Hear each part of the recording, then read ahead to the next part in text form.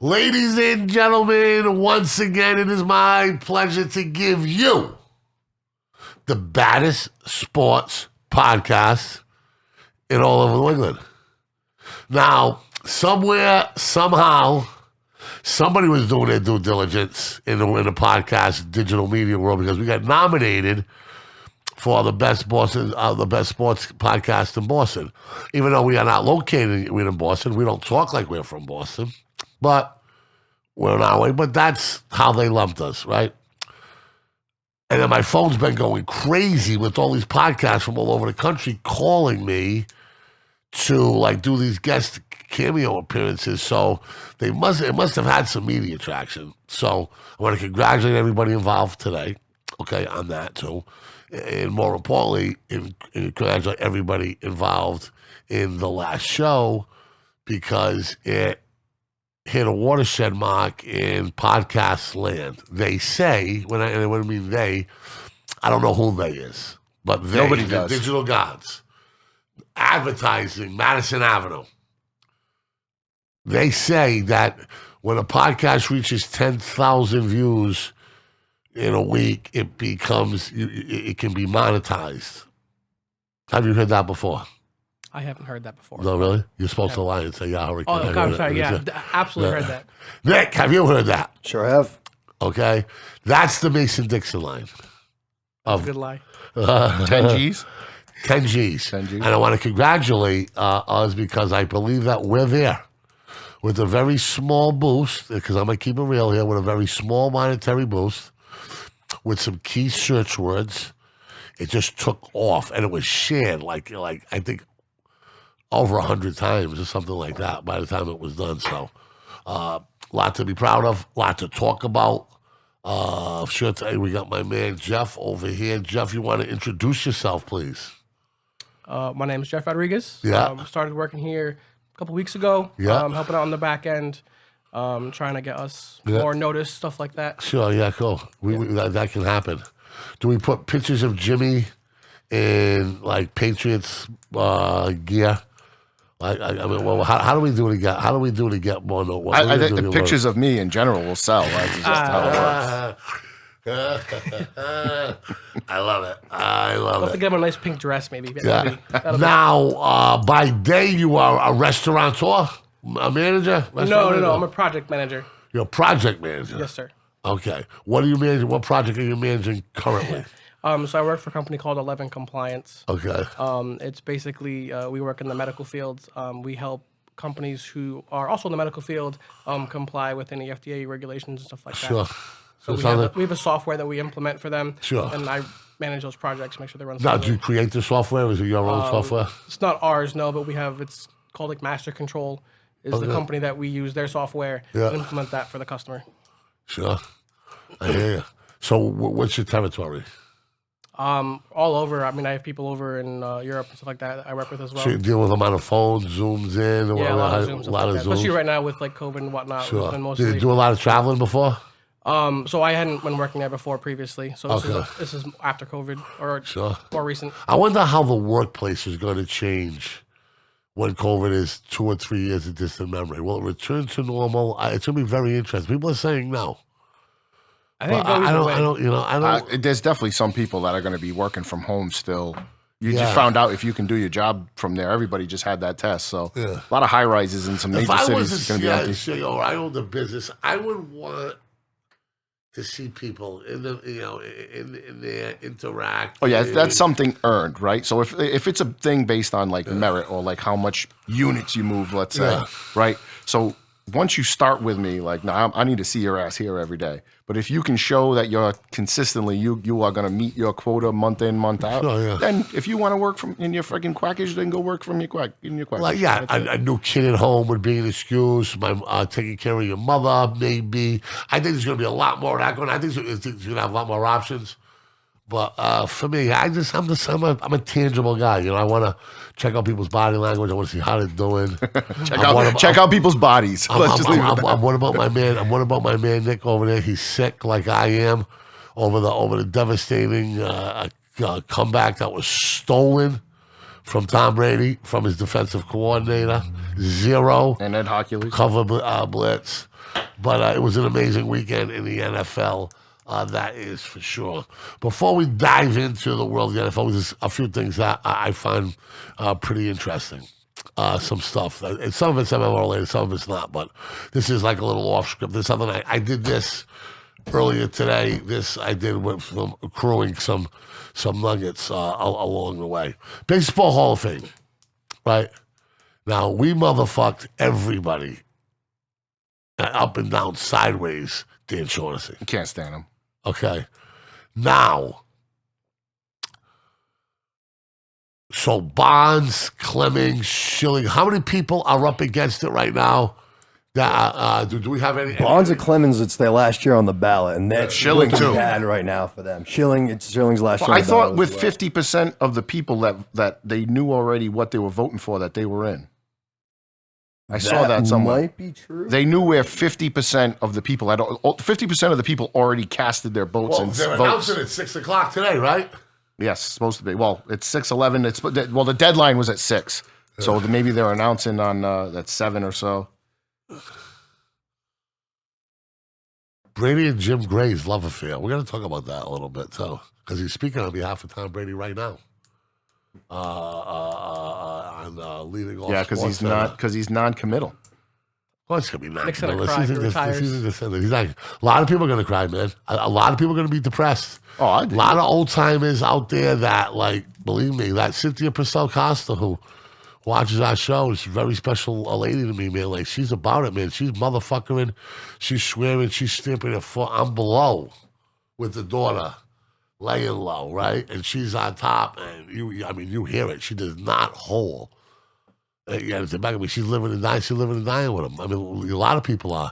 They said at Twin Rivers that, like, cops that work there and friends of mine that are working in incredulous amounts of security that they have there, that they have never ever seen the place go bat crazy like it did when Brady tied the game, when the Tampa tied the no game kidding. up. I think that was a combination of people having money on Tampa. Oh, hell yeah. And it was a combination of people rooting for Tom Brady passionately, you know? I won't be as sad as I was when he left New England. Obviously, it'll be sad, but that was bad. I had to go hit the 1920. It was like 10 in the morning. And the 1920 was buried down there. And we got a lot to talk about that for sure. But getting back to all fame, Nick, any type of update? It looks like they're doing a live show right now, like you guys were just saying. They're in commercial break at the moment, but it looks like they're going to be putting out the results like very shortly. It looks like. How you feeling, brother? You got a cold a little bit? I have literally no cold. I left every vocal cord I had on the field on Sunday. I hear you. On the field. I left it all- What makes a Tommy boy? I left it out there. I hear you. I know, man. I listen. I ride with my man like that too. You know, it's crazy. You know, a lot of Pats fans that flew down to watch the game. An old sponsor of ours, Matt Collins. He's got an unbelievable business, Apollo Pool and Spas. You know, he's just grown it. Has grown the business, and he took his kid down there, and you know, I mean, was the world ready for another Tom Brady comeback like that? Because that was going to be better than the Super Bowl, bro. In the Falcons?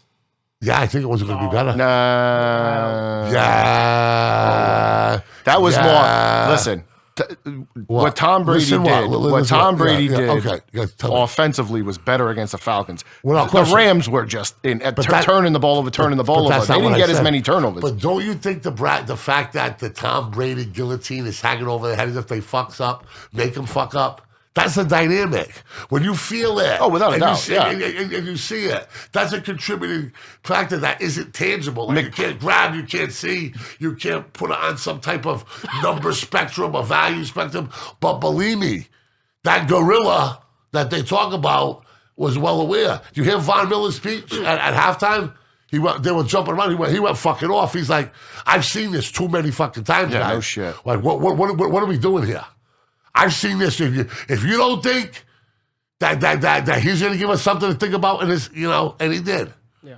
There was one point. But when Von Miller took the ball from Brady on that blindside sack, I didn't think there was any coming back. So I'm not saying Brady was better or worse. That's not what I said. I said their comeback was more improbable than a Super Bowl. Improbable because they had to fuck up for that to happen. There's got to be some kind of metric. Like Sure, I know always. ESPN does that winning percentage thing or whatever it was. There's got to be something. That would be very interesting. There's got to be look something up. along That's those lines. Very, very, very. What was the very next play after that? Von Miller was the one that went 20 yards What back went in the 20 other yards direction. that way? There's one point McVay's like, I can't throw it. I can't run But it. if you can Like, back- what do we do? But Just take a knee. But and if you're punt at, it? but if you're at home with that online gaming and you bang it out, Oh, yeah. right there in that minute window? Because usually when there's a turnover, they go to commercial break. Usually, Yeah. right? You know what I mean? Like usually there's some Well, there's always a 12-second delay on it being live. all television. Yeah. Radio's 9 seconds. Ever so since all ever television. since Janet's nip slip, I think, right? Actually, I think what it it was. was. I think it was more to. It was more like a national security type situation. I don't know. But hey, speaking of Super Bowl halftime show, man, what you thinking? They're gonna be crip walking? Hold on. Is Dr. Dre had an aneurysm, right? No, Dr. Dre's producing the whole fucking thing. Have you seen the highlight reel yet? He's not. They must have spent $20 million on a highlight reel. I did, It's- but it's a I thought Dr. Dre was like a vegetable. He's good No, to go. He's good to go, bro. Okay. He's All good- right. he's Good good to go. good for you, Doc. I His love second it. wife just banged him Yeah. out for another couple $100 million. So I thought he was. He had nothing up there. yeah, I believe it's Snoop, Mary J. Blige, Eminem, and Kendrick Lamar, who was a big time. How does he get LA in there? Rally. Kendrick Lamar's a West Coast thing. Well, they had to grab one guy from today's climate. I don't follow The today's rap. Westport but- groove. I'm shooting the Westport. The West Coast groove is different. It's slower, But life is slower out there. he's a rapper from now, though, right? He's a rapper from so they had to have one guy But he's come in. slow. I'm Kendrick Lamar. But he's not one of these mumble. I can't He's say not that. doing that. No. But we got first ballot. Red Sox legend David. Let's Ortiz. go. Into the first Hall of ballot. Fame. Yeah. All right. You heard it here first, Big Papi. That's Good what's for up. you, Fuck Papi. Yeah, there he Dave is. Shaughnessy. Fuck you. And everybody. Let's give Dave Shaughnessy a finger, right? Are you ready, Oh, Jimmy? fuck yourself. Jimmy, ready? 1, 2, 3.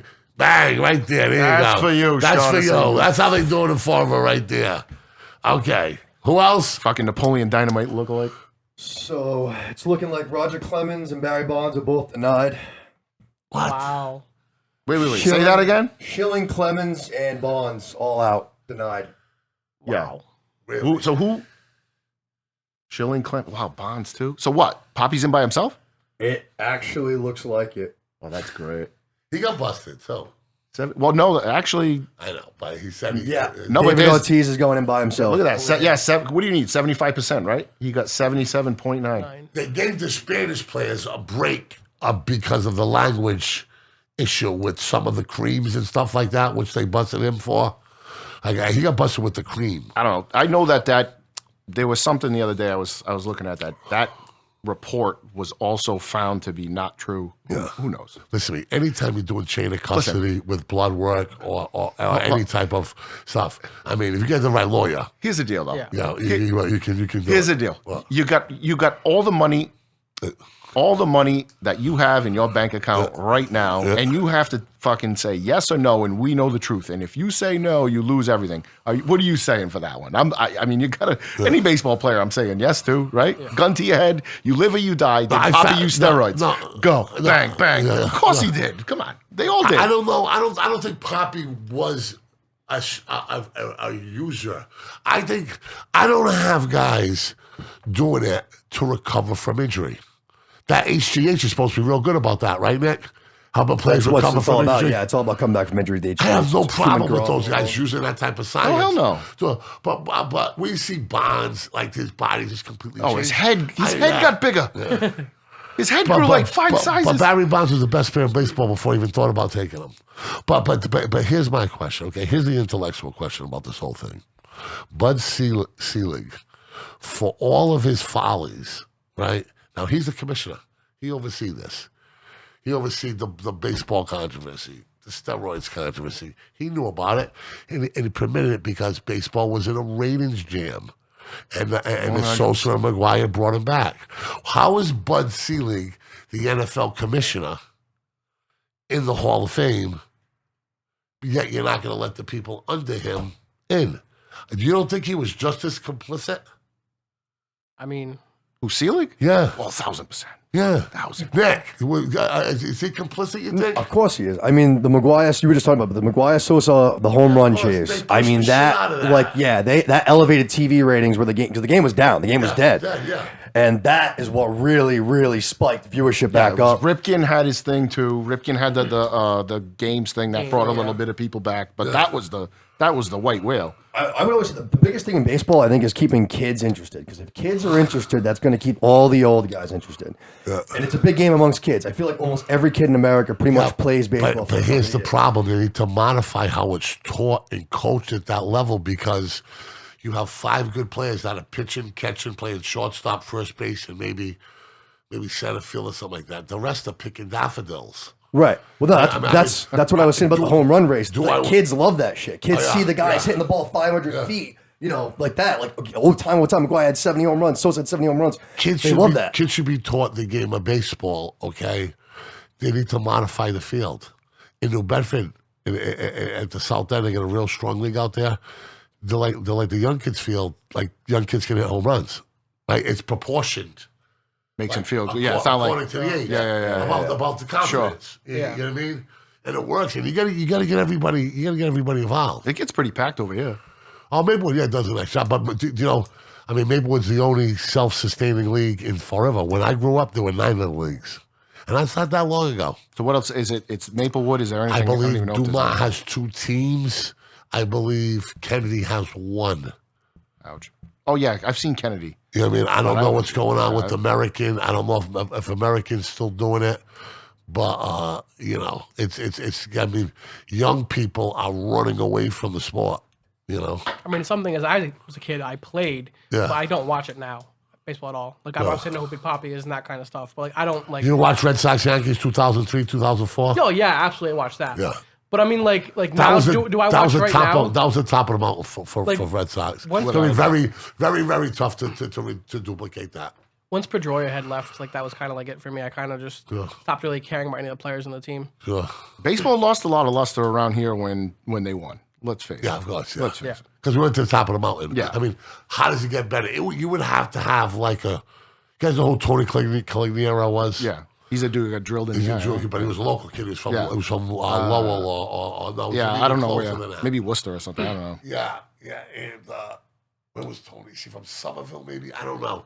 But actually, I thought it sounded right for some reason. But I thought Lowell sounded right for some reason. But like you got like a young superstar from here. Right. You know what I mean?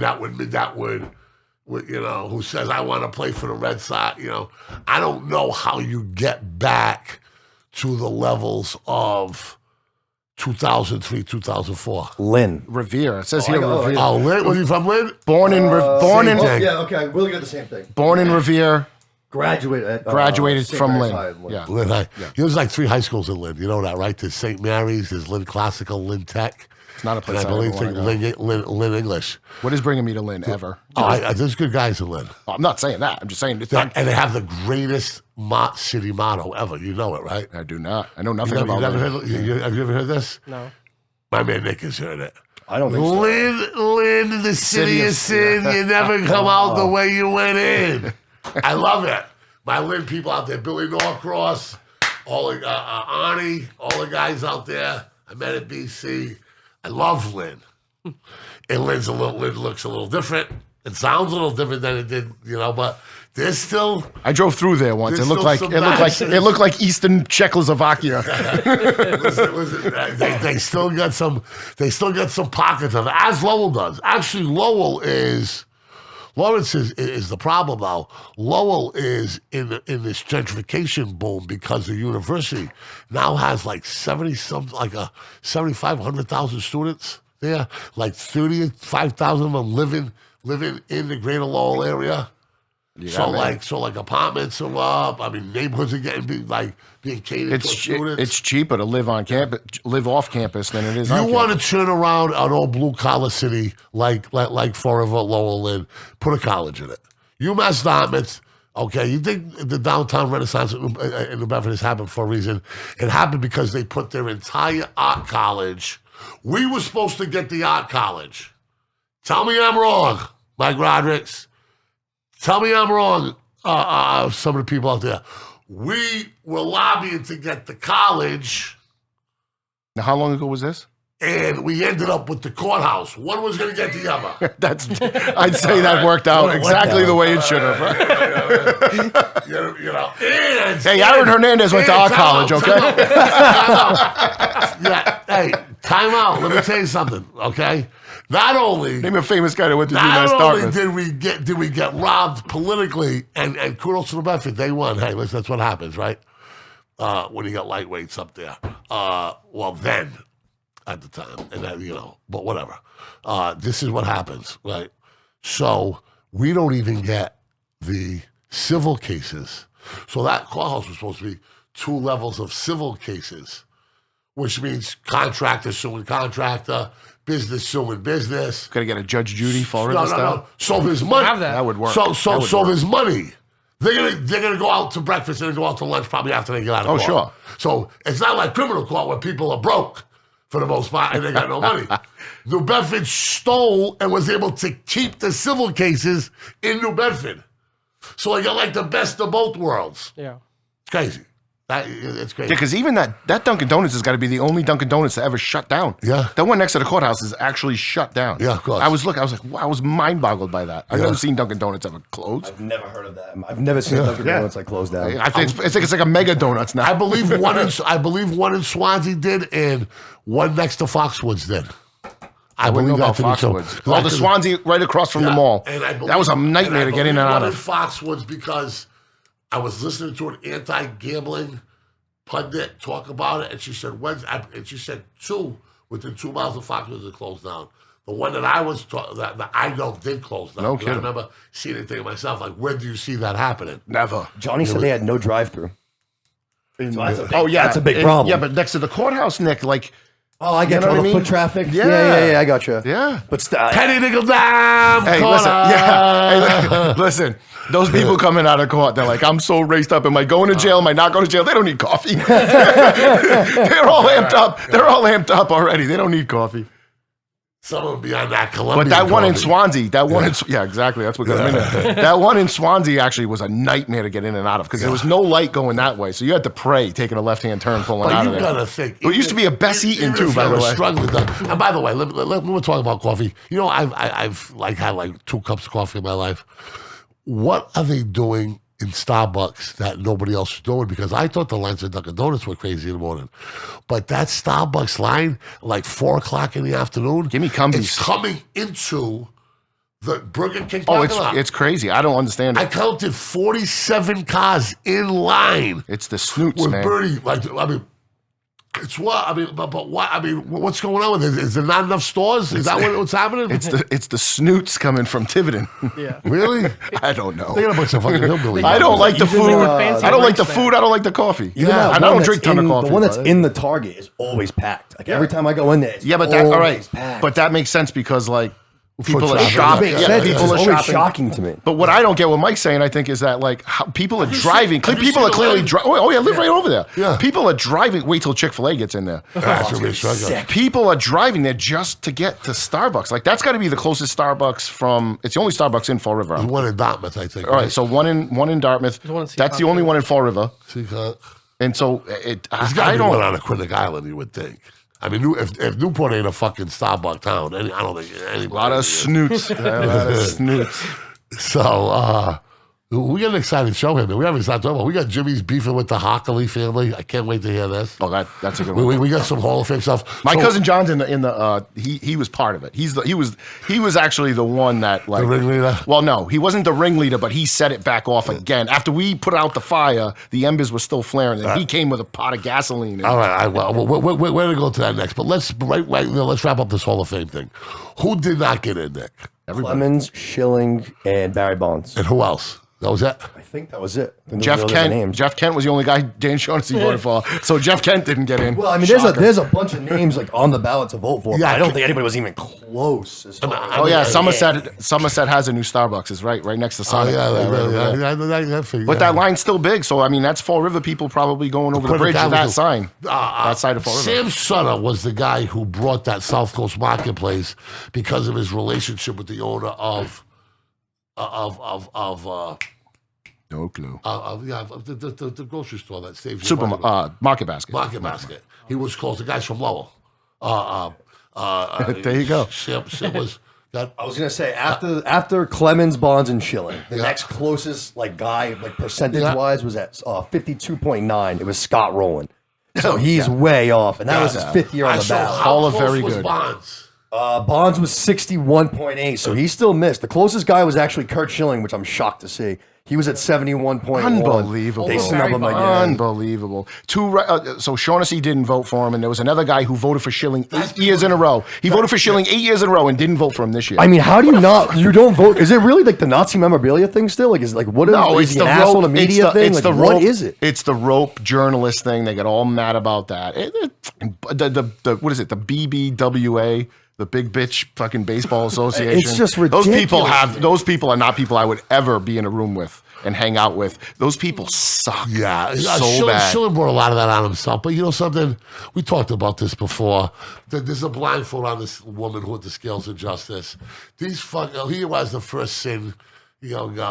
I mean, this is insane. There's an actual pedophile in there. That's what I'm saying. Since when is that a factor? If you're an asshole, who gives a shit? Are you a great baseball player? I mean, what the fuck? You know how fucking batshit crazy Ty Cobb was? Oh, yeah. But do we have to go back that far, though? Hold on. OJ? He would smack women around. He was a pistol fucking swinging, whiskey swilling, fucking overt fucking racist, try to hurt players, yeah. The best players in the league, was a jealous, no good cocksucker, was a rotten fucking teammate, was a violent psychopath.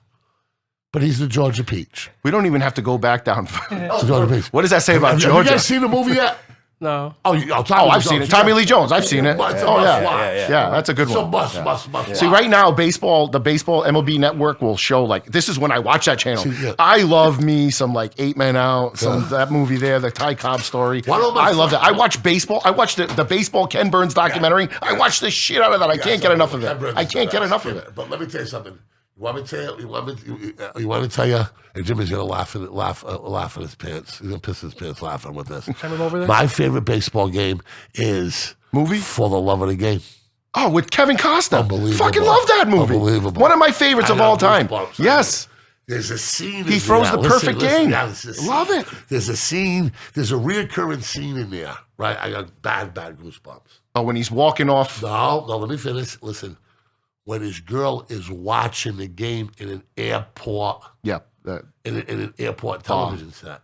A bar, right? And something, yeah. And you get all these jerk-offs talking shit. Well, same thing happened to me. I was watching my brother play a fucking huge game against, I think Utah was #1 in the country with Keith Van Horn and Andre Miller. At the time that year, it was a national game on CBS. And I was in a fucking airport, okay?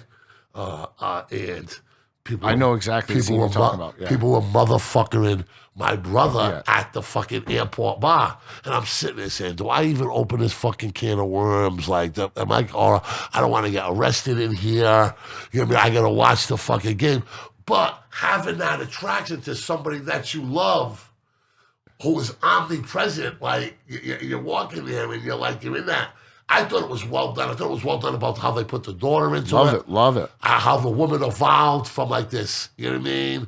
How he threw it to the curb. He was a creep, and But that movie's fucking good. The scene you're talking about, she says, you know that guy? She's like, yeah, because he can't feel his hand, and he goes, he does that when he loses his feeling in his hand. He goes, you know that guy? And the guy goes, yeah, and I know fucking Mickey Mantle. Exactly. I've seen that movie. I love that movie. Yeah, it's unbelievable. But you remember, she goes back to the bar 2 or 3 times in that movie because she doesn't get on the plane. She goes, I'm going to get on the next one. Don't spoil it. Don't spoil it. You know what I mean? And then she ends up going there. Kelly Preston, by the way. Kelly Preston. Big Kelly Preston fan. I do it. But I like the Volkswagen breaking down.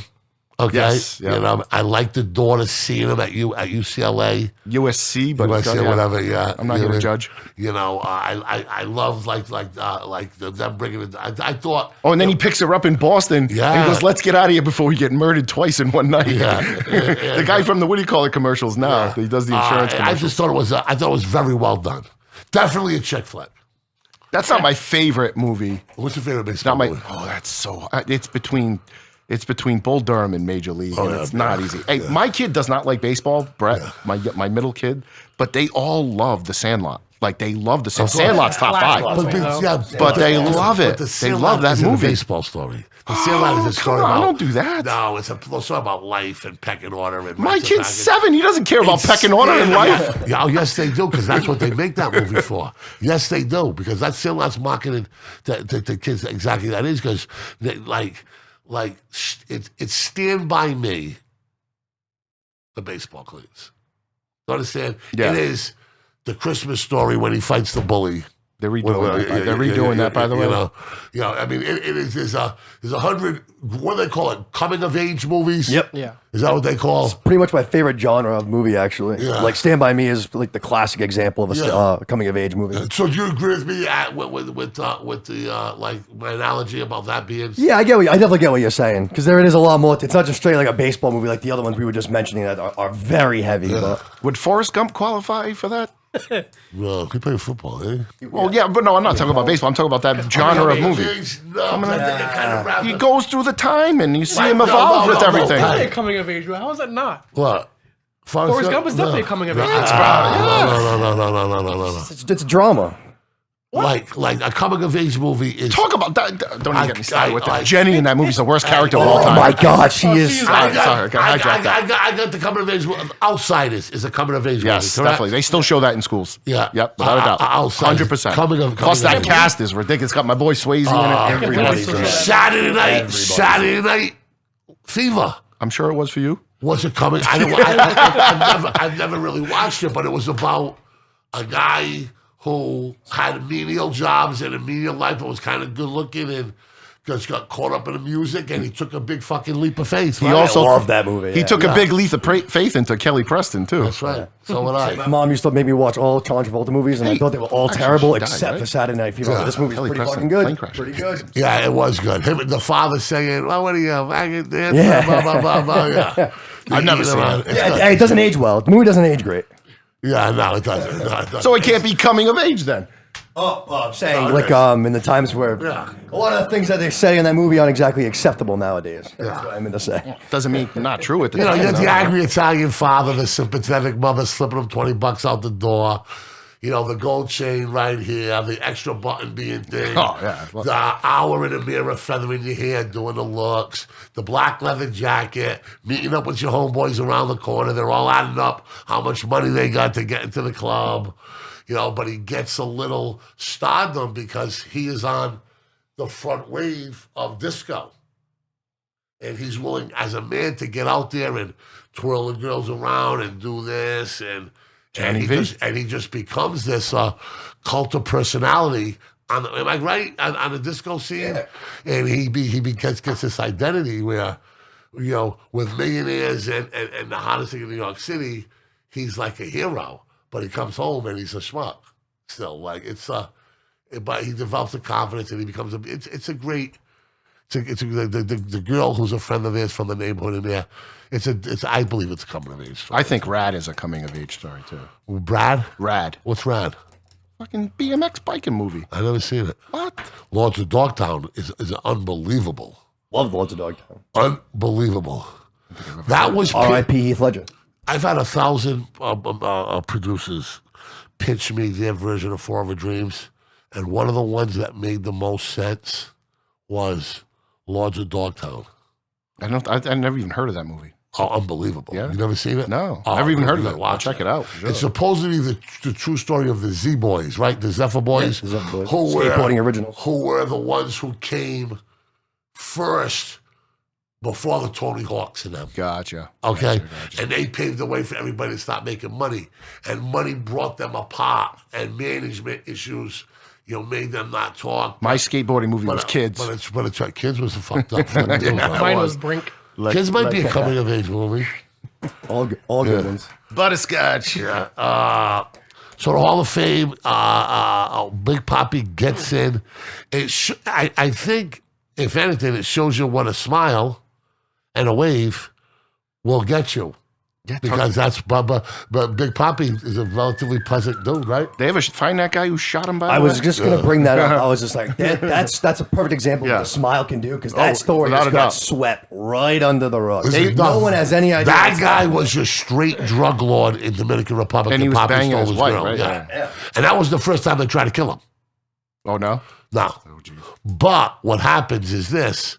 The baseball mafia of Dominican and the political system and their, That's the only time they flex their muscles at those people. the 5%. Yeah. Like, that guy's going to get a stern, like, I think they killed him already. I think he's dead already. He went... I call him Don something, but, like, they will never permit a lower class drug baron because into it looks baseball. like it's an embarrassment. Oh, sure. On the country. Sure. Conor McGregor was walking that fine line for a long time with the Kinahane and Hutch gang feud. Can you look that up? Please go.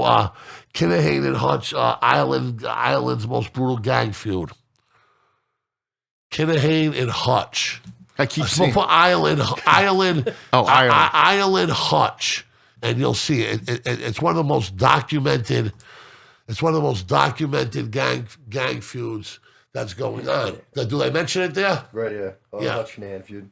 Hutch and Kinahane. It's on Wikipedia page. Okay, so what happened was, I believe Hutch was like the guy that was like, I'm not sure, but Conor and his boys were running into these dudes because they were omnipresent. Everybody was packing. I think there was like 60 deaths related to this gang problem. But the Kenny's a cartel. Like they're in Spain and ordering all this shit down. But it's crazy story, fascinating. But Ireland is being overrun by drugs and drug lords. So there's actually a cartel. Like this was the first thing to classify as a cartel in Europe. Yeah, you think... I was going to say, you hear cartel and it's straight... You're thinking... Yeah. You're going right South America. They use Amsterdam and those countries as puppets because they're very tolerant and lenient to drugs and very, like, they don't fund their police the proper way. Portugal's everything's legal in Portugal. So they do a lot of shit, like, in these countries. And so McGregor was, like, him and his boys were fucking people up in bars. And like, it happened, like, 3 or 4 times, right? I believe you can look up at the... I can try to find it, yeah. I'm sure look for the McGregor fights pub. There's a couple of things where he was knocking out. Look at that guy's haircut. Yeah. That guy's... That guy's powerful. And hold on. And they were best friends. The Kinahane and Hutch were best friends. Conor and the cartel. What'd I tell you? Right there. Okay? This is what I'm preparing for my pilot series. How that's a good one, yeah. Crime in the neighborhood get a little too close to one another. But they were knocking guys out. And they were going to kill Conor. They were talking about killing Conor McGregor. And they caught it on a wiretap. And the president they called the police Gotti over there, okay? Gotti, G-U-R-D-I-A. He told the head of Gotti, if you hear anything, and they found out, and they went to the head ones, no warrants. They said, if Conor McGregor dies and embarrasses this, and this country gets embarrassed because of the drug thing, the whole party's over. Like, we're throwing out the Constitution. We'll come and get you. You know what I mean? Like everybody. That's the only time they flex. That's the only time they flex their muscles on these guys. Yeah, Ireland with this drug problem and this drug war that are continuously going on, they got a credible issue. It has destroyed the green tiger, the Celtic tiger, the big economy. Where you know about the Celtic tiger, right? That was when they had an unbelievable economy during the Clinton years and after. It was right after the IRA. I was going to say that that. made peace. So they went. They were like, the IRA shut down. We got to find a new gang. We got to find a new gang. Hold on, it wasn't just the IRA though, because what happened was the paramilitaries, the Protestants who were the loyalists, got so tired of being victims of the IRA, they became worse than the IRA. They killed like twice as many people as the IRA because they had enough of their people getting killed. And when you're talking about Falls Road, the Bogsy, Shankill Road. You're talking about feet that separate some of these people. I mean, the Protestants burnt 200 row houses of Irish Catholics. Goddamn Protestants. Right out of there. I mean, right out of the house. It's crazy. I used to do a good Scottish Was this accent. before or after Jack Teller was there? Rams tickets. Have you heard this thing? To keep San Fran tickets from going to San Fran fans to go to in order to buy online. Area code. This and the NFL's complicit in this. Listen to this. You have to be in the Los Angeles area code. Yeah, they've done that. I forget what sport they did this with before, but this has been done before. Does anybody have a problem with this? I have a huge problem with that Yeah. because they know. I don't care personally. I mean, like, if they want their fans there, like, which they don't have any anyways because they just moved there. Exactly. The thing is, like, they just moved there, and if it's gonna be sold out by San Fran fans who've been probably lifers, San Fran, Sure, yeah. you know, like, it's tough to compete with that because they're gonna be more fanatical. Like, Rams just moved there, 2 years ago now, or a year ago, so it's like you have to build that foundation. Of course. And a lot of people probably switched their affiliation over to Oakland and San Fran once the Rams and the Raiders left the first time. They either kept their affiliation with Oakland or went to Niners. Let me explain something too, okay? The Mexicans run LA, okay? And I'm not talking about the gangs. I'm talking about they run LA. There's more of them. They're big families, control miles and miles and miles of neighborhoods. They're your convenience workers, they're your clerks, they're everything, okay? And 49ers, Raiders. That's what it is. Yeah. Cowboys. 49ers, Raiders, Cowboys. That's it. Yeah, that's why the Rams left in the first That's place. it. That's I mean, I believe that it's going to be another away game for the Rams when they play in the conference final at home. And if they make the Super Bowl, it'll one of be the- another one. It's and shame on the season ticket holders because I believe don't you have to have 80% of your tickets by season to get a franchise? Don't you have to sell 80%? I don't know. Maybe Nick can help me out like that. But I know there's a number. For you to be considered for a franchise, you have to show that you can sell this much.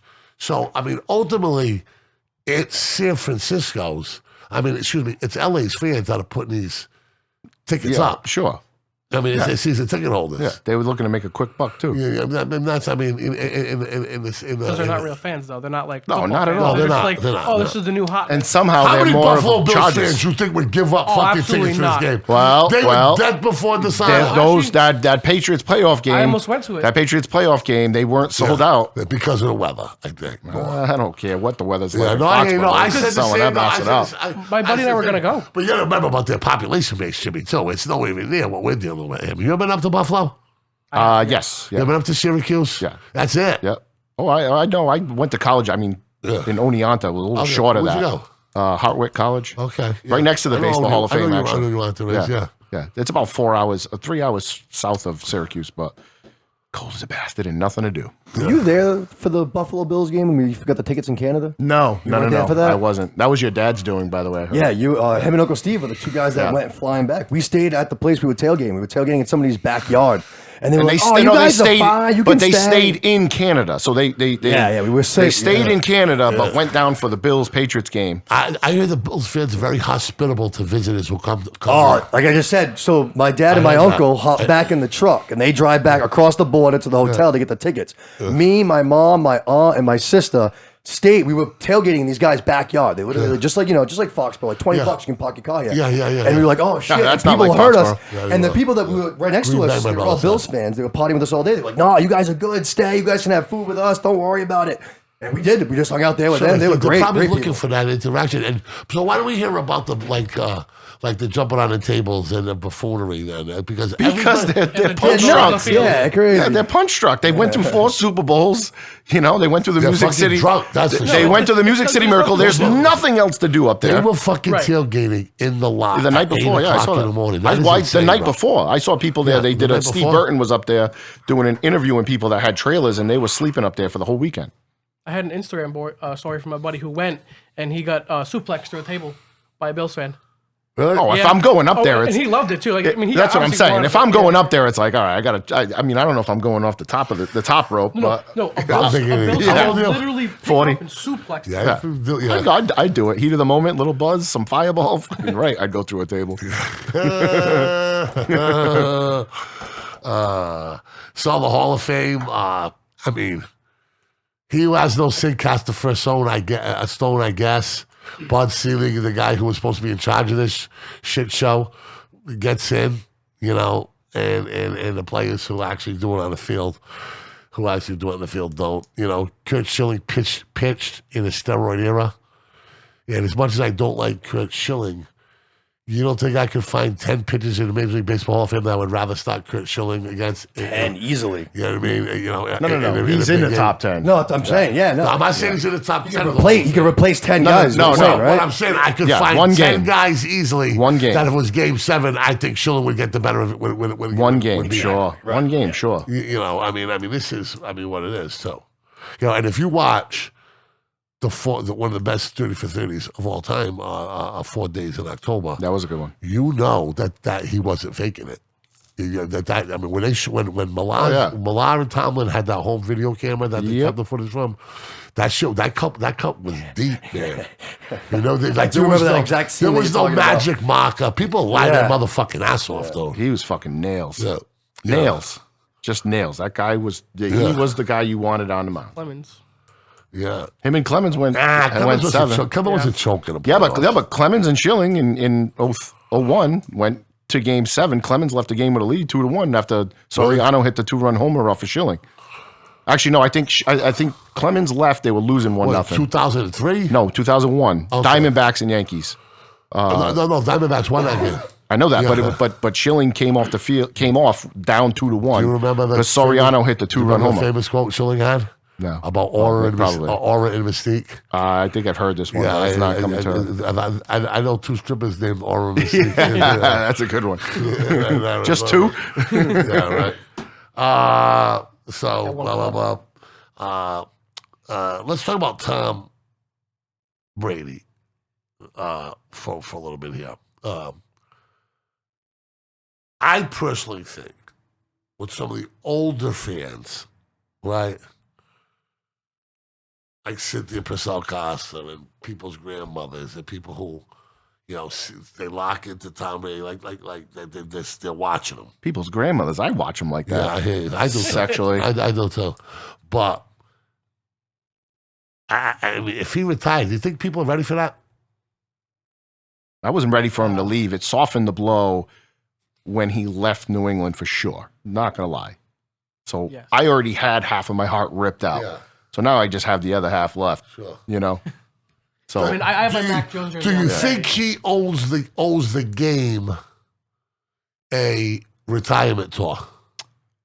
put it this way. He owns the NFL absolutely nothing after all the bullshit right. and scrutiny Yeah, you're they right. put Yeah. him through. Yeah. Fuck that. That piece of shit, Roger. He Goodell. gets Can to you imagine? do- You got the fucking balls. I hope he just goes out guns You blazing. got the balls are fucking. deflated, You that's the got the problem. fucking. You got the fucking balls. Ridiculous. What is that? They were deflated. Yeah. The balls were deflated. That's what I was saying. They weren't actually deflated. I'm kidding. I was joking. But I think, but It's getting death there. But I mean, like, I don't know.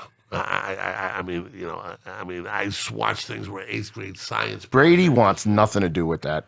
Nothing. He doesn't want to get his balls washed. He wants to play fucking football. He doesn't want to stop a game. You see that guy's face and his eyes, like in that game. Like he is the fiercest competitor. They say this about all the best of all time, right? Jordan for sure. They hate to lose, and it pisses them off. They are there to win a game. They want nothing to do with stopping a game, getting your balls washed for 5 minutes. He could care They less are about more that. motivated by not losing than winning. Exactly. And they don't want that. Stop the game, break up my concentration so it's like somebody can tickle my pubic hairs. I don't think so. But I think, yeah, but that's not what it is. I think that Tom Brady needs to be to have that reunion tour, because this is we're never going to see another dance like this again, man. He needs, his story needs to be told over and over and over again, because it's a story of perseverance. It's a story of work ethic. Is he going to get a movie like Kurt Warner? I hope not that corny. You know, what I mean, I hope it would be that He already corny. has like 10. Like, Don't Netflix series or knock the whatever. Kurt Warner story, dude. That guy was bagging groceries playing sure. in Germany. I got John yeah. Stock, everything. You know what I mean? But like getting back to Tom Brady, I mean, Tom Brady's story is a football life. I mean, he goes to He ruined the Kurt Warner movie. he's the villain. Yeah, he goes to Michigan, right? A lightly recruited quarterback, works with the depth chart, has his superstar prodigal son. Tom Brady dominates in practices, dominates the depth chart, everything. But they would never play him. They played Drew Henson, who happened to be a first-round pick, third baseman for the New York Yankees. That was the #1 high school quarterback coming out. So even though he was kicking this guy's ass in practice and everything like that, the powers that be at Michigan didn't want to like say, well, this big recruit didn't work here. We're gonna get this guy that nobody wanted, you know. And they tortured Brady that until Brady's senior year, where they finally the last 4 games Threw 4 touchdowns in the Orange Bowl and I believe it was against Rose Bowl. Alabama. Was it Orange Bowl? Orange Bowl. I have the jersey with the patch on it. It's Orange Bowl. So I mean, this is a guy that thinks that he didn't walk into a starting job. He was a 6th-round pick. Legend has it that it was a coin flip. Now, do you play Madden, the football game? No. You know about the ratings, obviously, though, right? Yeah. So Brady's first year in Madden, his year 2000, they didn't even have his name. It was QB 12. Yeah. His rating, I believe, was 58. Can you pull that up? 58, I want to say, Nick. I thought it was 68. They No, were no, higher no, back it- then. no, it was 58. But they were higher back then. But it was 58. Yeah. It was in the 50s. That much I know. So, like, That's the respect they gave him. about Tom Brady's story, right? About him not being handed to him. He didn't have any super big contract, okay? How he was an amazing teammate. How he let teammates live with him in the summer, and how he was the first one to practice. How that parking spot was so important to him. Tom Brady's story needs to be told to as many people that can hear it. That's why he can't just disappear off like that. He'll never get the piece. Yeah, but Jordan went to North Carolina, had all that, but in high school, he didn't play varsity until his sophomore year. Kind of similar high school. Got cut his sophomore year. Got cut his sophomore year, right? But by Jordan went to 5-star camp like I did. And that's where the recruiting was centralized around. There was an All-American camp. Jordan was a huge prospect going into North Carolina. At that time, you don't go to North Carolina. Yeah, unless you're the the big fucking swinging man. guy. You know Yeah. what I mean? And then he was the big recruit. Yeah.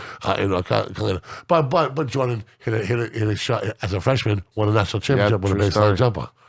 You know. Well, that was Sleepy Floyd? As a was college, Sleepy Floyd game? Fred Brown was the guy who threw it to the wrong guy, and that's how they ended up losing Cambridge. And then Jordan was the last college team. Jordan, Chris Mullin, and that whole crew were the last college team, Pat Ewing, to win an Olympic gold medal. Coach Knight coached. Actually, yeah, there's a Larry Bird story with Jordan. Yeah. How the ball came down to his side of the court. Because I think they were scrimmaging the Yeah, 88, yeah. whatever Olympic team, and Bird fired the ball across the court and was like, "Go get it." Yeah. Well, when he was a collegian. Yeah. Oh yeah. So I mean, Brady's story needs to be told. To never give up.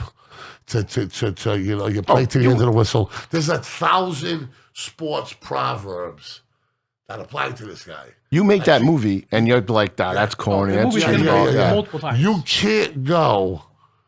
can't to make the movie successful. It would probably have to like the place where it starts and gets seats would have to be Deflategate. But what I'm saying is that if they made a movie based on his life without him ever existing, you'd laugh it off and be like, "This is some corny ass angels in the outfield type shit," you know? But that works. That works. That saying, listen, don't give up, quit, keep grinding, play, and that's life. I mean, Tom Brady needs that farewell tour. Now, they don't have to stop games. Okay, they don't have to have like they did for Jordan. They don't have to have rocking chairs or Kobe or all this stuff. Okay, but they need to say Even Papi got one. yeah. If they were going to do that, though, wouldn't they want to have him come back to New England again, which he just came back this year? So Yeah, that can't happen? the NFL could manipulate that schedule to see something like that happen. The, for something the like team's that. already out who they're playing. I know, but that's not all finished yet. The dates aren't locked in yet. Oh, there's no dates locked in. But No it's- dates. the Yeah, no teams are dates, locked but in. the teams are locked in. Yeah. But like Buckeyes are not on them. but there needs to be Ladies and gentlemen, this is Marv Albert, the voice of the New York Jets, to talk to 80,000 people in the Meadowlands. You know, while Tom Brady is the cause of many, blah, blah, blah. That's not this happening. is Tom Brady's us, yeah? It's What, not what are we gonna- talking about? He's not. It's that he's. That's you not don't know gonna what's not happen. going to happen. I don't think it's going to This happen. is conjecture. This is talk. Exactly. Okay. Exactly. So why won't it happen? I just don't Tom think. Brady's not an egomaniac. I don't think he wants that. Not on the field. Absolutely not. I think on the field he's a killer. First of all, it won't even be his choice if the Jets say, listen. But he's not going to say I'm retiring at the beginning of the year. You get? Is that what you're thinking? Like he's going to say I'm retiring. This is my last year. I think he's going to come back for. Yeah, I think. I think he's going to play till he's 45. But even if he comes back, I don't think he's going to say like this is my last year, guys. I'm done at the end of this year. I think he will. So the reason why I don't think he will is because he posted on Instagram today about the season, and he even said like, "This isn't my choice; it's my family's choice." So like, and you know, His kids want him to play. That's what everybody tells their wife. Yeah. when he wants to- 100%. But I think with him, like he's definitely become more of a family man in his later years. Well, that's the thing that like. I can't stand when people knock Giselle. Oh, Giselle this, Giselle that. Like Giselle let this guy play football for 45 years. He's 45. Yeah. He's still playing football. Yeah. Show me another guy that's doing that. His wife has none. His wife has none. Yeah, but they like to throw it in. Oh, that's why that's why this. That's why that. Listen, she let him play. She's still letting him play. Right? She's still letting him play. Right. She's not freaking dragging him down. She might be saying, "Tom, you got to retire. Or I want you to retire," but she's not like putting ultimatums out there. You know, obviously, because the guy's still playing at 44. And I think ultimately, if he wants to play, he's going to play. Like Tom Brady's exactly. off the dog. Exactly. I mean, they'll play the game with his wife. Now, let me ask you a question, Nick. What do you think about a farewell tour? I mean, I don't think Brady's gonna. I don't think Brady's gonna sit in a rocking chair. You know what I mean? But I can see the New York Jets giving him a green classic car if he likes that. I don't know. I mean, I think that's gonna happen. Fucking Jets fan base would hate that. I don't think that we would know that he's going to retire beforehand. Like Jimmy said, I just don't ever see that happening. I think that when he retires, it's going to be spontaneous, not spontaneous, like something like right but now. something like right now, unfortunately. And if it's another year, then I don't think next year. I think it's going to be the same thing next year if he decides it to be next year. Yeah, I think whatever happens, the game will end, and then afterwards he's going to say, "I'm going to take some time to think about it." Okay. And then we'll know again. See, when I say that's not going to happen.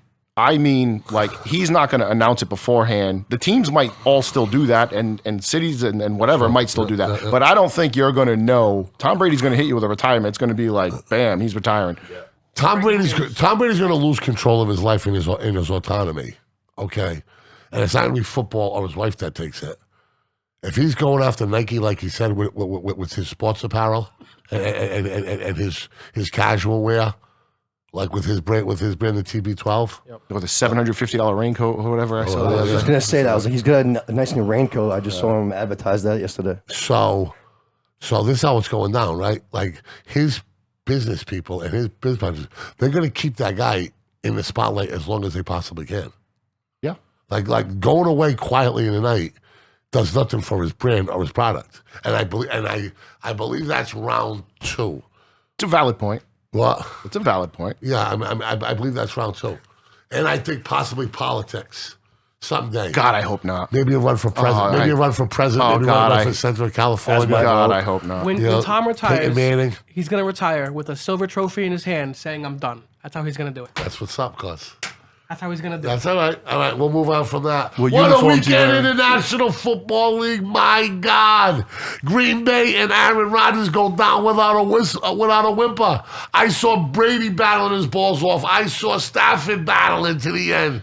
I saw Jimmy G getting after it. I saw Mahomes and Allen put on an unbelievable show. I seen Bayou Joe getting busy. And Aaron Rodgers went out like, boom. Bayou Joe. I was like, what? Bayou Joe. From Louisiana. He looked like shit. I'm sorry. Rodgers? No, Burrow. Oh, Rodgers, yeah. But I didn't think Burrow did not. We're talking about Aaron Rodgers. So Green Bay goes down with a thud, lackluster. You called it. You called him a pussy. You said he quit. I saw all your Facebook pages about it. Did I say pussy? You said something. Do you want to go back to it? Well, Because I'll call him one now. I just don't remember doing it. I'm just saying. Let me go to the mania of of James Hilario. You know what the thing is with like guys like that, and I've said it a bunch of times on here already. I don't necessarily hate the guy. I hate the people around him that pump him up and make him out to be Tom Brady, even a shell of Tom Brady. He doesn't have a thing in common with Tom Brady. Not one. Maybe one Super Bowl. That's it. That's all you got. You have 1 year where you won a Super Bowl. That's the only thing you have in common. Rodgers and Brady? Yeah. I don't know. Rodgers threw a shot at him the other day. Say what? About deflated footballs. He was doing some corny ass. This is before the game. He was doing some corny ass interview in somewhere, and he was like, "Oh, Tom Brady wouldn't like this one because it's too inflated." Which is weird because back when that Just shut up. Just shut up. Professional athletes never talk about people like. Oh, he did. Yep, that's crazy. Yeah, that was before the game Saturday. It came out on Thursday or Friday, one of those days. When the Deflategate came out, he came out and like almost offended Brady, saying they're like, "Oh, we." So Patriots played the Packers before Deflategate. Jim Nantz and I have the clip to prove it on YouTube.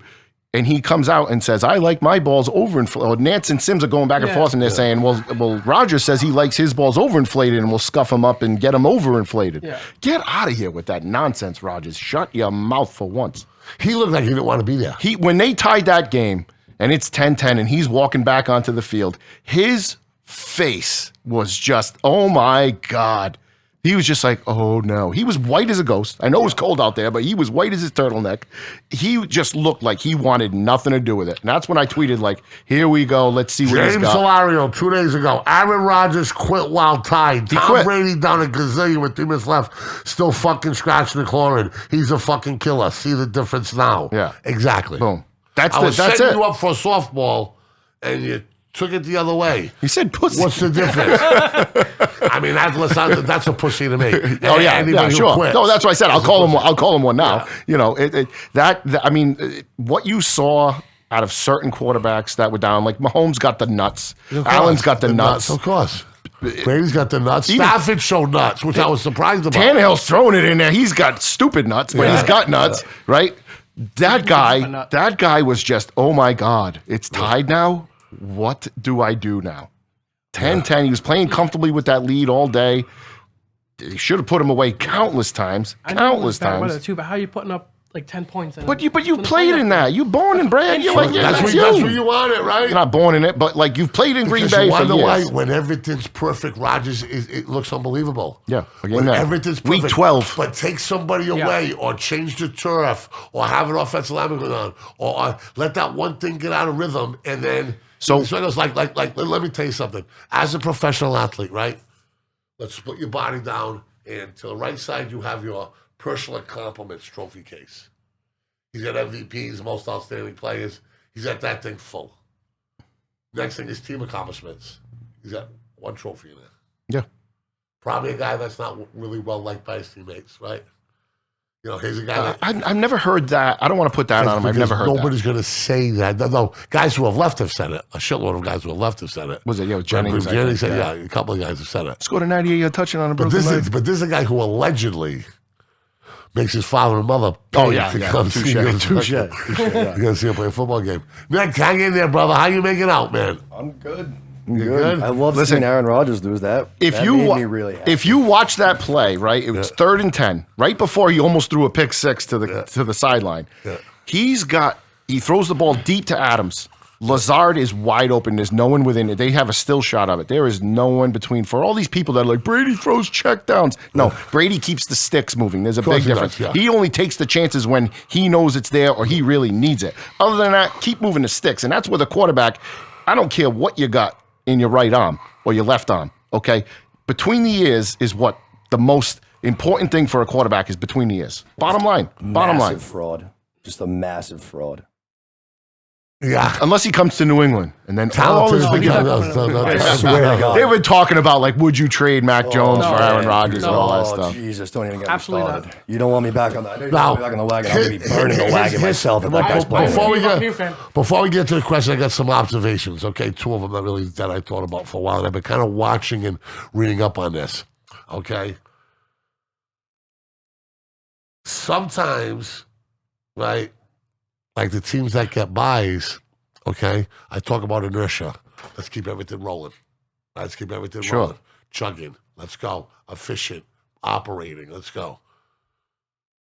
2-3 weeks off, for teams with sat players, I mean, these guys are conditioned to play every week. As much as they complain about it and everything, you know, their body is thing. The teams that had buys, okay. I think Tennessee gets a little bit of a pass with me on that one because Henry hasn't played in how long, right? Even Julio's been off and on.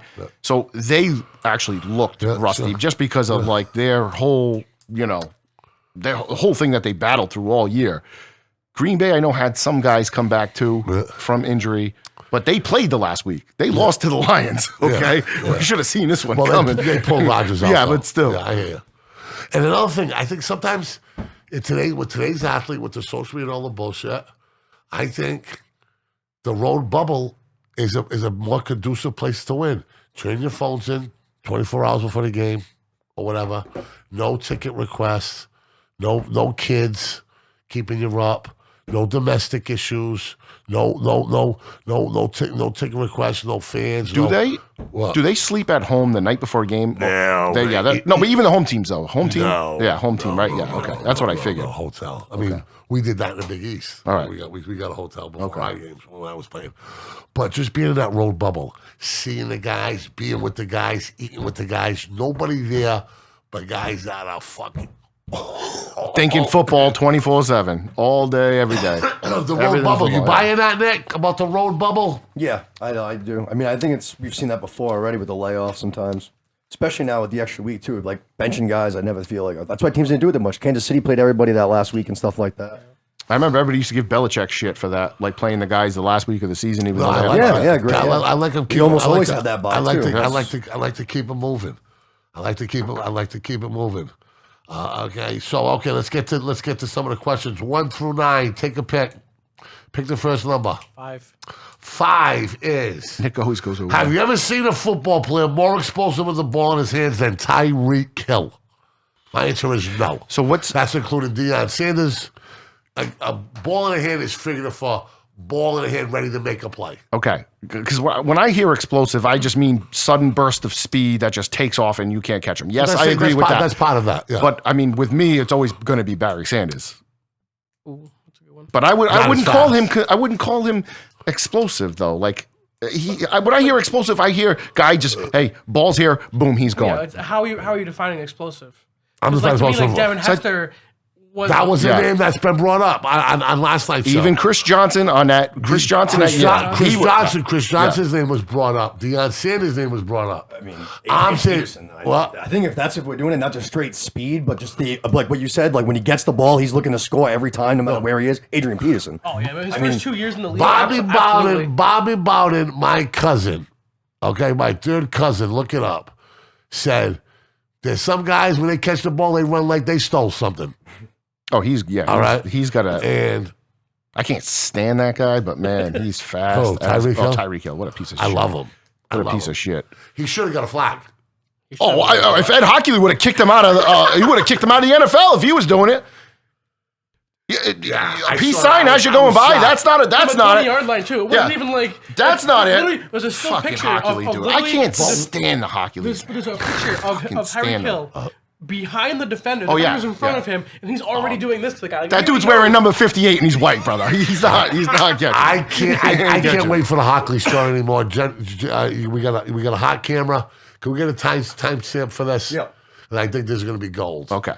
Well, I I want to know where to start. So obviously it's the Super Bowl in Houston, Carolina versus the Patriots. Sure. Great Super Bowl. Ed Hoccolis does the game. Okay. A couple questionable calls. I've gone back and watched the game now. It's like, it's not that bad. But at the time, your blood's boiling, all this stuff. So we thought he was freaking terrible. So this is after the game. The Patriots obviously won the game. We are at the ESPN hotel partying our faces off. Okay. We see like 20 to, man, I used to think it was 50, but it's like 20 to 30 guys. I don't know. The legend, maybe 1,000. Okay. People all wearing referee uniforms. So we're like, my buddy Jimmy C goes, oh, look, there goes Ed Hoccolis. We're like, yeah, fuck Ed Hoccolis, right? Just nonchalant. We're like, yeah, fuck Ed Hoccolis, right? Just making comments. Yeah, you blew the game, blah, blah, blah. So all of a sudden, we just see two guys go like this. So now they're far away, but now they come closer and closer. And I'm looking at my buddy Jimmy C, and we're like, talking about. He's like, you guys talking about Ed Hoccolis? And we're like, Yeah. because there's 30,000 of them. No, let me ask you a question. Right? No, hold on. I got to clarify a few things here. Now, were they wearing like referee jerseys in support of? I'll get there. I'll get there. So now we're like, who are you talking to us? They're like, and I said to the guy, I said, dude, what the fuck do you care about Ed Hoccolis? Who the hell's he to you? And the guy goes, Ed Hoccolis, my father. And we're like, dude, how the hell am I supposed to know that? I said, we're Patriot game. I am fucking talking my way. Today? I am talking my way out of this one, okay? What a fucking web I weaved and then managed to untangle somehow. How many of them are there? 50,000. 50,000. 60,000 of them. 1 million. Listen. For real. Hold on. 15. Hold on. Nick, can you do me a favor? Can you look up like 7 days to Sunday, Ed Hoccolis? If you can find that clip, and I'll tell you how many of them there were exactly because they were in a picture. 70,000. Listen. Now, I talked my way out of this when I said, guys, I said, who the, how the hell are we supposed to know that Ed Hoccolis is your father? I said, we're Patriots fans. We thought he made a few questionable calls. We were just yelling shit from across the room. We're a little lambasted, no big deal. Guys like, all right, guys, all right. Now, my cousin Johnny's like 6'4", 250. I don't know, 250, but back then, he's a big guy. Yeah. He comes out of nowhere in left field. Yeah. And he comes bobbling his head. Now, he was so drunk that night. If I looked over there, he was over there. If I looked over there, he was over there. He was in front of me. He was behind me all at the same time. This kid was everywhere that night. I don't know how he did it, but he did it. Like, boom, he was there. So all of a sudden, this guy comes out of nowhere, brushes up between the two of us, and is like, are we going to fight these fucking assholes or what? And I'm like, what the fuck? And I'm like, what the fuck? So I love it. There was no punches thrown, some shoving, nothing serious. Really? Nothing serious, right? I think they kind of knew that they were wearing these jerseys, and it was probably would have been a bad look if at the ESPN hotel, if they're stomping out how fucking corny 80,000 people. How corny is that? So listen, it gets better. It gets better. There's a show, I don't know if you remember, it was on NFL Network. It was called 7 Days to Sunday. And what they did was they followed you, a certain player or ref or coach or whatever.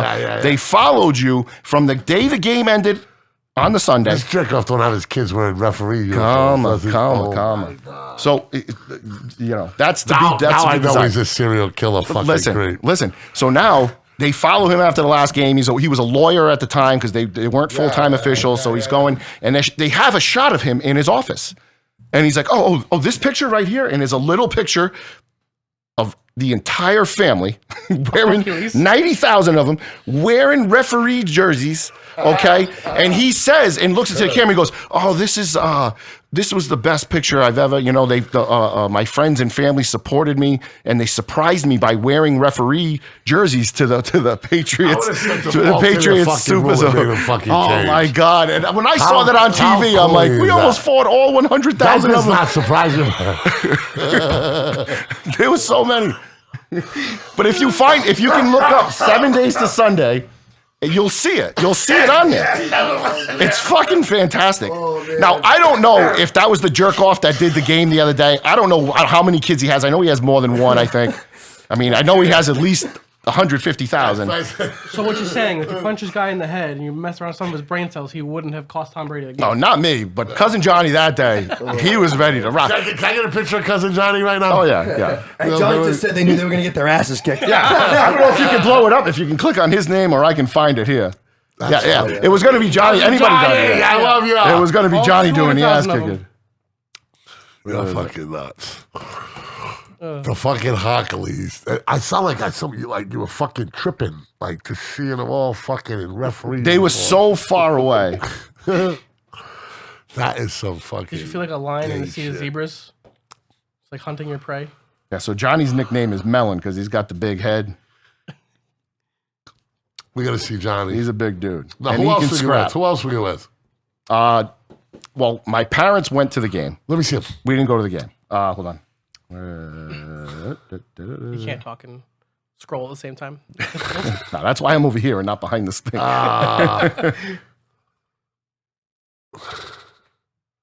Yeah, it looks like he's rough and ready. Yeah.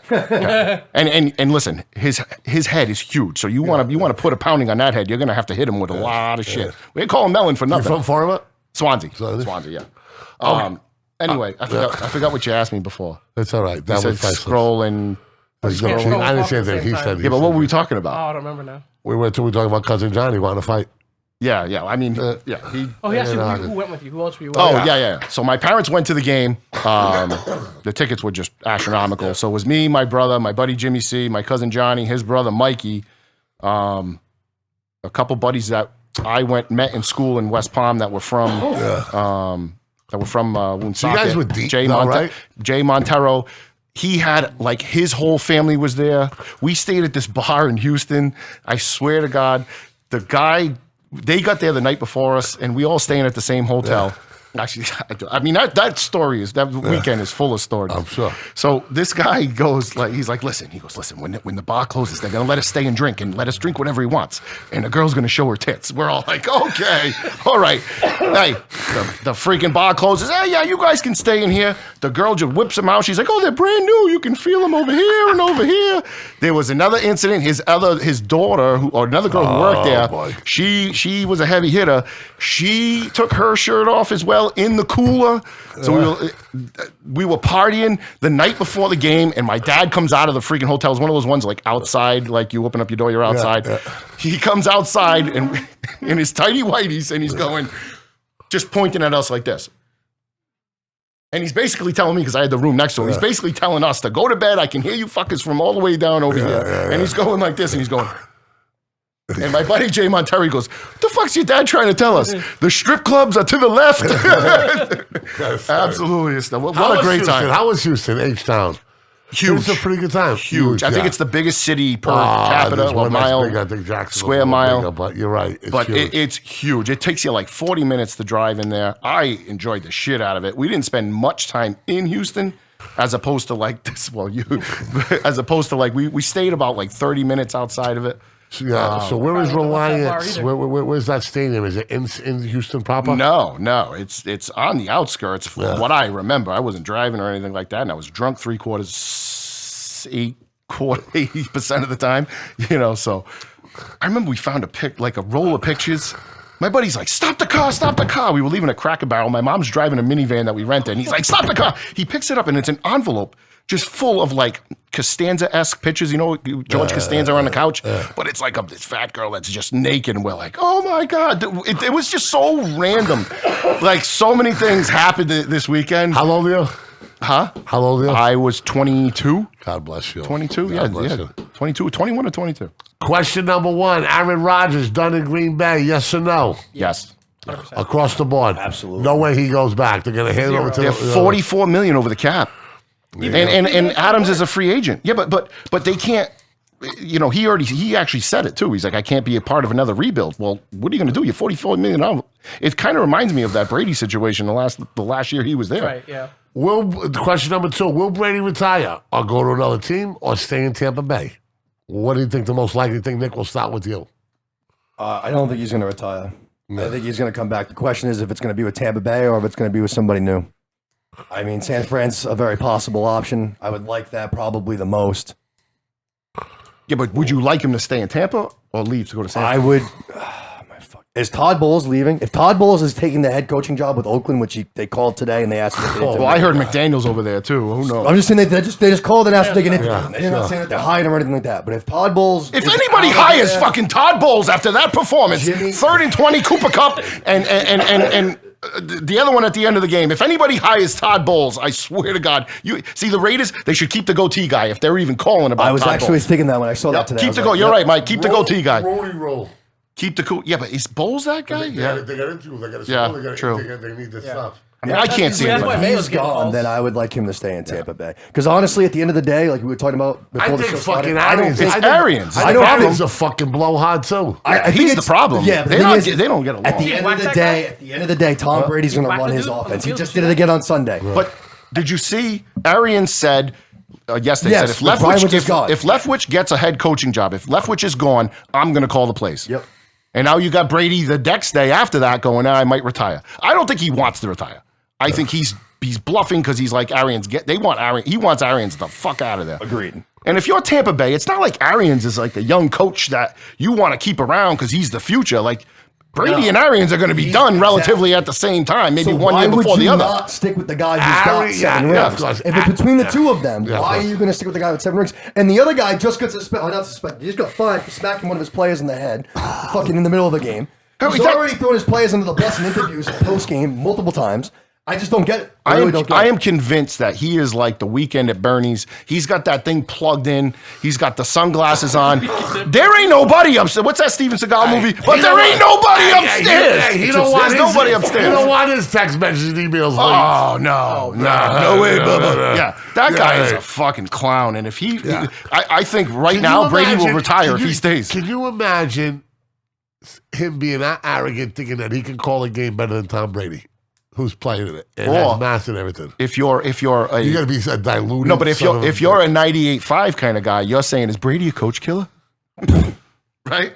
who's talking? Oh, now he wants Arians out. This guy just hates every coach. He doesn't want to be coached, Mike. But Mike, he doesn't want to be coached, Mike. Like, honestly, like, he ran away from I Belichick. fucking wrote this. I remember one time I heard them say that Big Papi was stealing money. Oh, the fuck those guys. Either way, I don't want this point to get lost, right? Sunday, around Cooper Cup time at the back of the end zone, Tom Brady's looking up going, fuck, I miss Bill Belichick. Fuck, Yes. I'm stuck here with this fucking dickhead. I'm stuck here with this moron. I'm stuck here with Bruce. Arians. I think he loved winning the Super Bowl more without Bill than He did. Than he did miss it. But he won, and he was great. I don't think that's the first thing that's coming to his mind. But I think at that time he appreciated a coach, right? Because you can only, like you said, you only play half the ball. You only play on one side of the ball. And have you watched Men in the Arena yet, or no, Mike? Have you? no, I haven't. I'm waiting. So- I love the poem though. Yeah, but they Yeah. are you saying that they I turned postponed? these guys onto the No, poem but what I'm before. saying is that like in there, he's talked about how like he understands that like he probably wouldn't be where he was if it wasn't for Bill. Oh, yeah, without a doubt, yeah. So like, you know, But let me they see. postponed the 10th episode. They were supposed to air it on Tuesday. They are postponing it. Yeah. And that is going to create a lot of speculation. The corporate entity, like these guys are too bright to misspeak when people are expecting them to. You're gonna get them on a hot take, or maybe a little Right after the game. or right after the game, or something like that. These guys are Parade. polished. Why do you think Belichick's a hot shit rock and roller that cracks everybody up? Why do you think he walks around like a curmudgeon? Like you remember Vincent the Chin Gigante, who was a mobster that walked around in his bathrobe? No, but He I walked around his neighborhood in a appreciate bathrobe that. because he was ruled incompetent by the courts because he fucking played the game. yeah.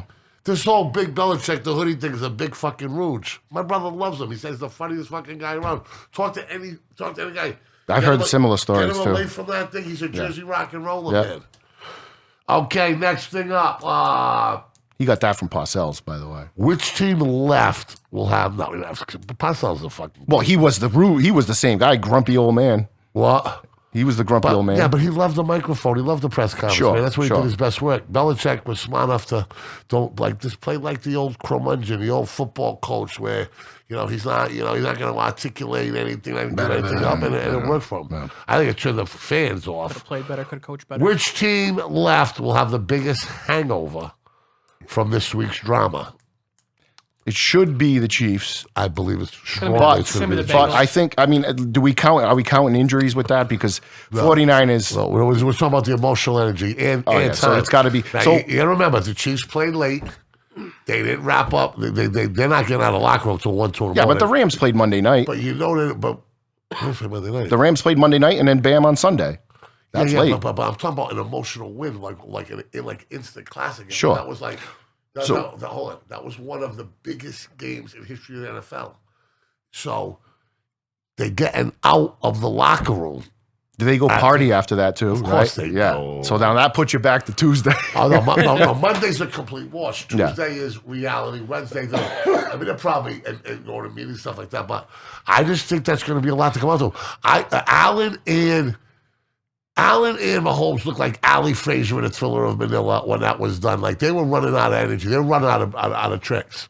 That Brady Manning is what I kind of see that. Really? Like, Yeah. that, what I'll Just like say. that game in that presence. I mean, come We on. talked about this last week, right? Buffalo won their Super Bowl.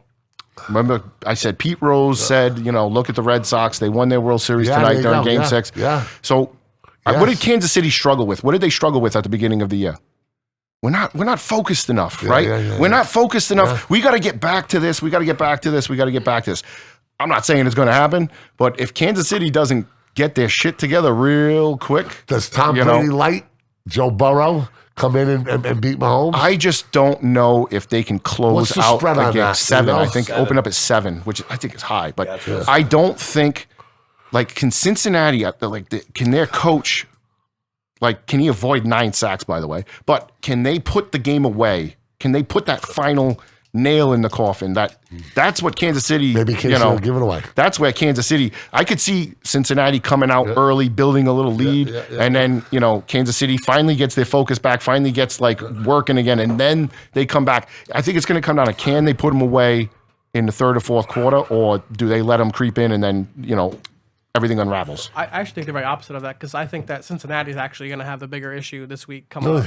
Well, think about it. They haven't won a playoff game since 91. Yeah. So they but those players weren't around. But let me ask you, but you don't think having that super underdog mentality kind of protects you from that? They're not that team. I want that team to play defense like that. If they were a defensive team like a Ravens, right? We're underdogs, no one respects us. They're not physical. They're not punchy in the face kind of guys. I think that works when the team is more defensive minded, not aerial, not aerial and finesse. Yeah, I mean, I think you're going to see the Chiefs run past the Bengals this week. And I'm a big Bengals fan. I love Joe Burrow. I think he's doing great. I'm bet on the Chiefs. Yeah, I mean, even that 7 you were saying was high. I mean, might be a little high, but I still think the Chiefs are going to have no issue and they'll be in Super Bowl issue. The emotional roller coaster factor, what Mike's saying about not being maybe not losing a little bit of focus at the beginning of the game, if Cincinnati can take advantage of that early, then I think they can make it a ball game. If not, they fall behind 7-0. How high can Kansas City make the mountain too high?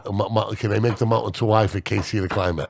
Because Casey's going to come and at them. I mean, and Arrowhead is a true. That's a thing, because they were up big on them. They were up big. I think they were up 14-17-0 in the game at the end of the year against Cincinnati in Cincinnati, and Cincinnati battled back, but that's a different atmosphere on the road. 100%. If Jimmy G takes you to a Super Bowl, can you sell it to your fans in your 49er nation that you're going to go with an unproven Trey Lance, who didn't even play Division I football, if Jimmy G takes it to the Super Bowl? That's going to be a tough sell for the 49ers. No, it's not. Really? No. Hey, look, Tom Brady.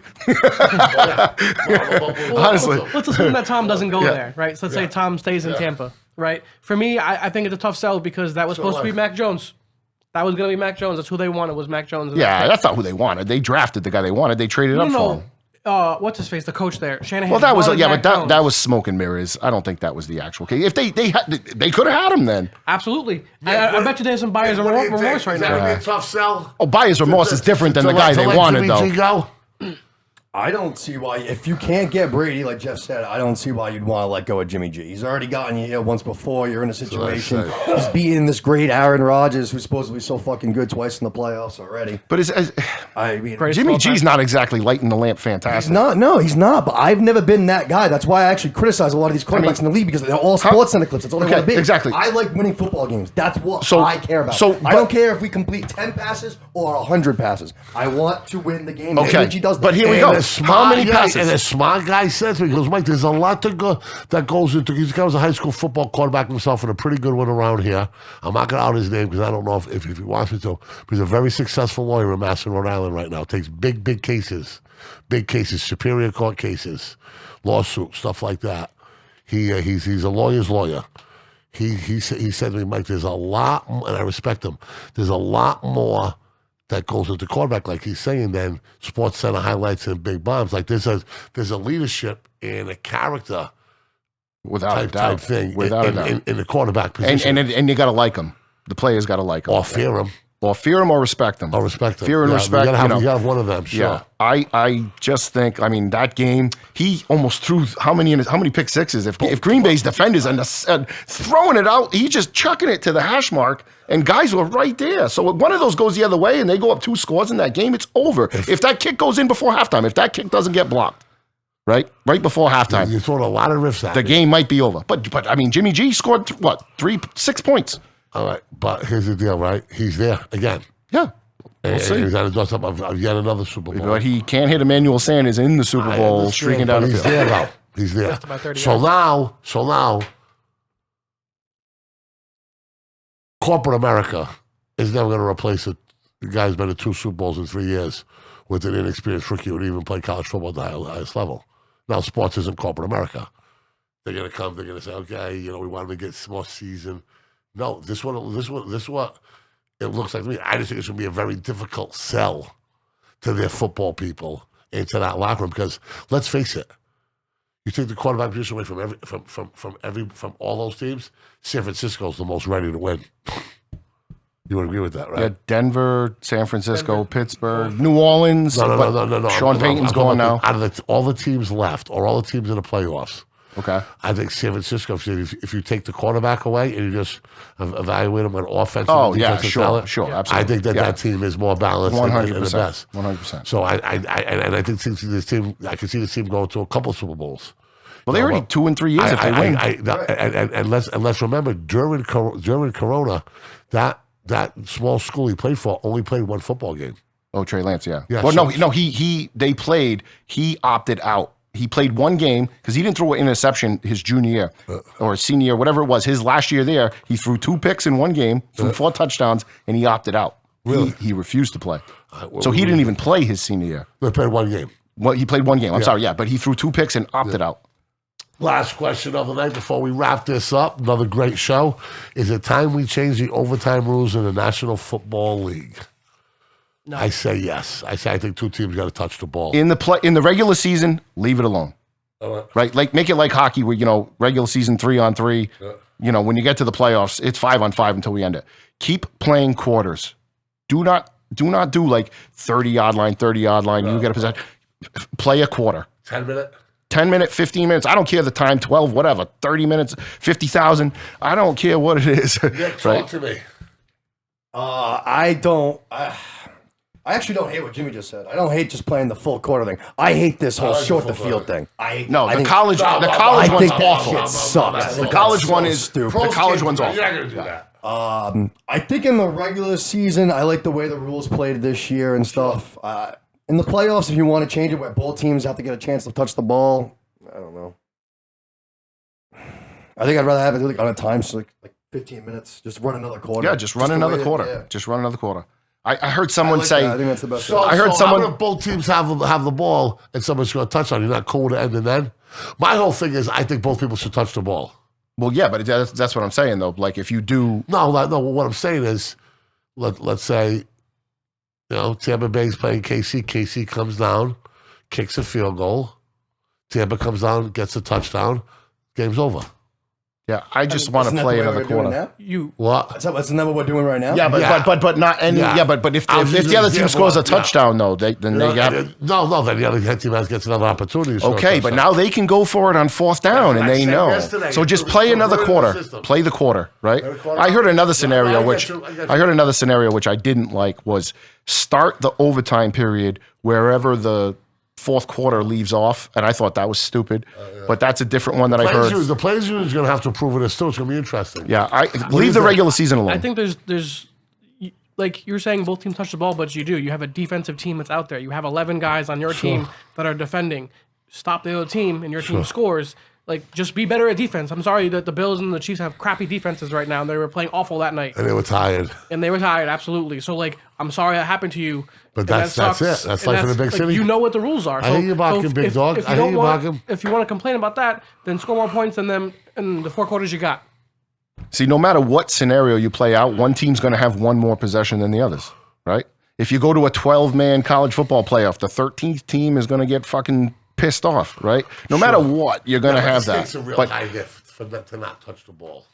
I mean, the NFL, especially in a game like that. Stop them. It's a two-way. It's a special teams game. It's make them a special teams. I get it. I get the arguments.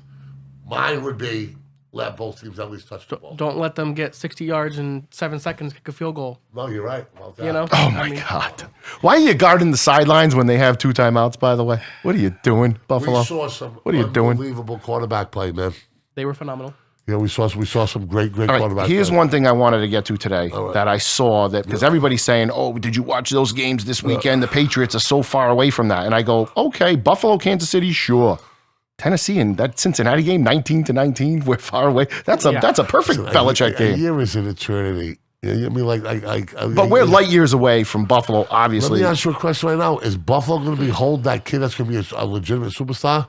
He's going to play in the smallest market in the National Football League? He's got one more year. He's got one more year until his deal is $40 million in 2023. Yeah. He's got one more year. The Buffalo has one. Sure. Buffalo's year next year is next year. But then Allen's contract kicks in and he takes up $40 million in the first year. That is going to be something. So Buffalo next year, everything all the eggs in one basket. I mean, put it this way: I'm not sure who his representation is, but the best, the Lee Steinbergs. The best of the best are going to come at him. The David Falks, the best, whoever the big guys at the time right now, they're going to come at him.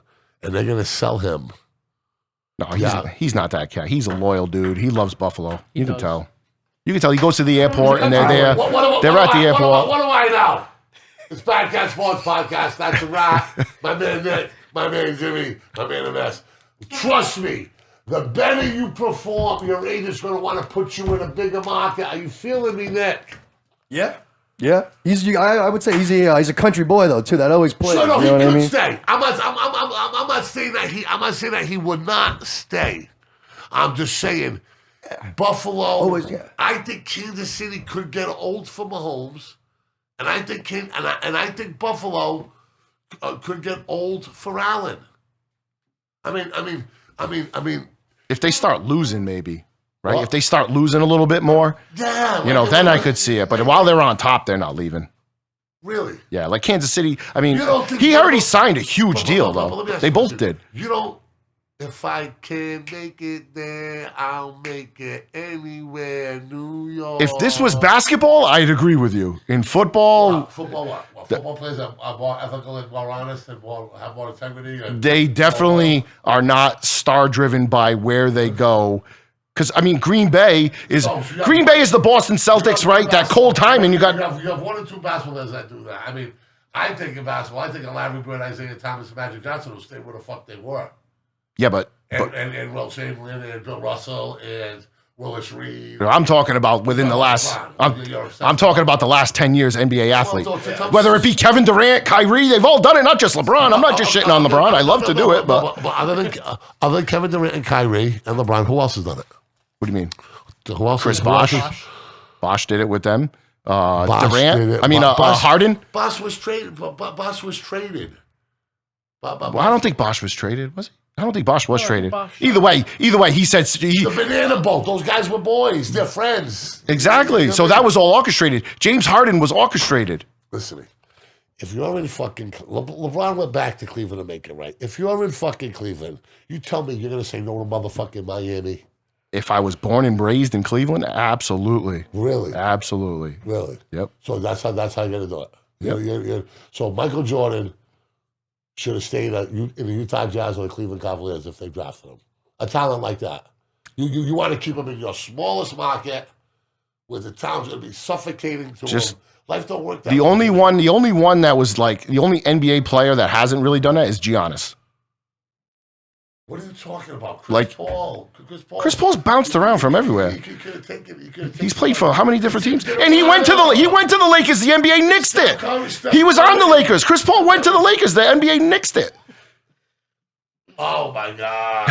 Listen to me. The NBA athlete is unlike any other. Let's just leave it at that. What do you know about the motherfucking NBA athlete, Jimmy? I know what I see. What do you know? I know what I see. I see people that go and form super teams. Black guys running around. No, because that's the NFL too. It's the NFL too. No, it ain't. Come on. Tell me what. Come on. Tell me what you see in the NBA. I see the best players going to the climates that they like, going to go play with their friends. They want to play with their friends. Dude, they don't care about winning. This isn't Larry Bird and Isaiah Thomas anymore. This is why I stopped watching the NBA. Yeah, it's hard. It's hard. I can't watch these guys go and form super teams. The super teams. How many teams are watching your hockey? There's more Americans watching soccer now. That's fine. I'm not basking. But that's fine. But I can accept that. The super teams isn't even actually my problem. In a way, I actually get that. It is. And then they all get all the calls, all the freaking calls, the whistles down the court every time. Every call. Fucking Brady he just got bitched twice. Brady did not get every call. Brady got suspended by the league 4 Brady's games in a got- row. LeBron got corona, and they said, no, he didn't get corona. No way, no way. Come on. Jimmy, is there a conspiracy that you don't believe in? Probably not. Okay. Well, it's got to make sense. Oh, that's great. Listen. The NBA that I was brought up on, It's different. okay? You see, Jimmy, you never let me fucking finish. Fuck it. BADCATZ SPORTSCAST. We'll do it again on Tuesday. Peace. You gotta stop interrupting me like that, dude. Come on.